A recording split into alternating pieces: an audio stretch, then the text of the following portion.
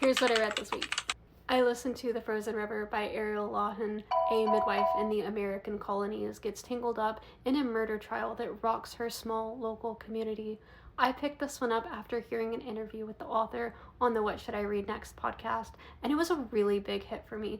I got a lot of Outlander vibes. We have a strong, progressive-minded woman caring for her community that has lots of wonderful people, but it is largely stuck in its ways, and many are distrustful of a woman who thinks for herself. The mystery has a nice balance of keeping me guessing, but not going for the flashy plot twist just to trick readers.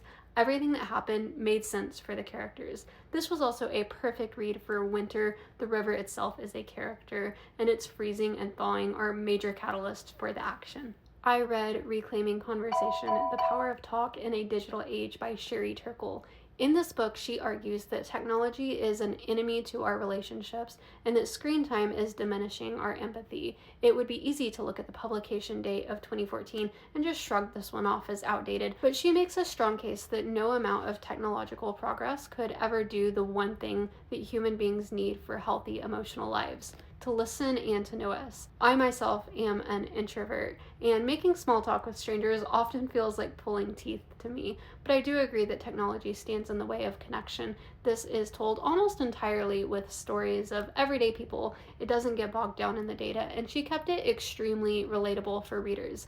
I think at times Sherry Turkle did come down on technology a little hard, and it read a little bit like kids these days. There are some elements of school and work that don't need all the extra conversational fluff, and being able to navigate in our world today requires knowing the correct time and manner to have a remote conversation and still find those moments of connection from a distance. But overall, this one was thought-provoking and a timeless read that should spark a conversation about how and why we should have more conversations. And then thirdly, I read The 10,000 Doors of January by Alex E. Harrow. January grows up in the sprawling mansion owned by her father's employer, who is an anthropologist and collector that her father travels the world for, searching for rare artifacts to add to his collection. When January is very young, she discovers a door to another world, but her trip is cut short and the door disappears moments later.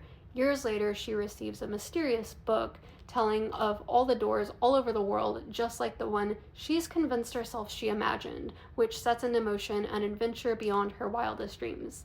This one was a bit of a mismatch for me because so many people rave about this book. I have to give props to the writing. It's insightful and has a tone entirely its own, and I never felt like it was flowery or trying too hard.